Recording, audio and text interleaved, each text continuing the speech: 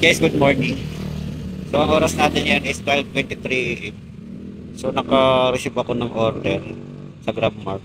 Ang order ni Sir is aluminum foil, 1 pack. So, nag-order si Sir sa San Andres Bukid. Tapos, ang drop off niya is di ko lang sasabihin yung street. Malapit siya sa may Ramon Magsaysay Boulevard, Santa Mesa. So, 12 AM siguro, mag-iihaw pa si Sir. Hindi ko alam kung anong gagamitin dito. Pero para sa akin is, wala akong ibang masabi dito. Kasi 12:24 AM, nag-order ng ganito. Aluminum foil. So, sa GrabMart. So, importante ito kasi alam mo bakit? Napakalayo ng pinag-orderan San Andres Bukid, tapos yung drop ko from Magsaysay, Santa Mesa. So, wala akong masabi dito guys sa order na to.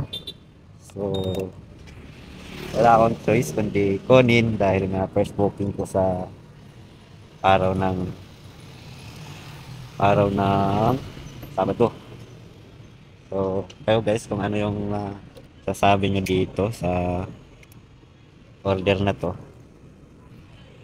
Sanang i-cancel kasi nalalayuan ako. Pero dahil na hindi naman matraffic, so ikuha ko na lang din kasi ang fare niya is 72 pesos. Tapos yung order ni Sir is 45 pesos. 45 pesos na yung order. At mataas pa yung delivery charge kahit na order ni Sir. So, importante ito kila Sir. Tapos madaling araw, baka mag-iihaw-ihaw pa sila ngayong ganitong oras. So, sa mga nakakaalam nito, ay mga nabahala umusga. Hindi na iniisip yung delivery charge kaysa order. So, yun lang masasabi ko sa inyo guys. Kung ano yung masasabi na dito, kayo na bahala. So, yun lang.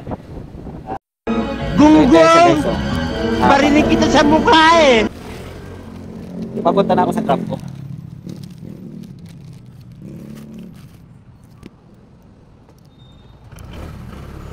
Titingnan natin yung magre-receive nito kung dating natin sa trap ko kung mag-iinuman pa sila hindi or may party pa. Pero kung wala naman, kayo na bahala kapag sa gagamitan nito. No, no, no, no.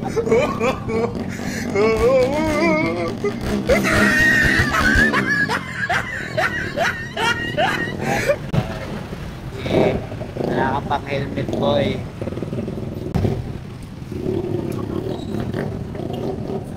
So malapit na ako sa drop ko.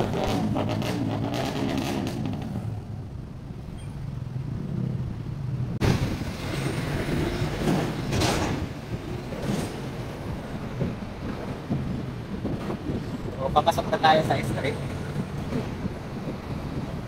Dito na tayo sa street guys.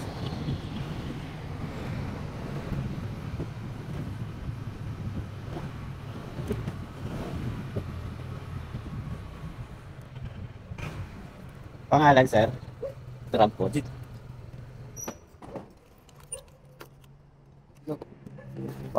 sir. Okay sir. Thank you.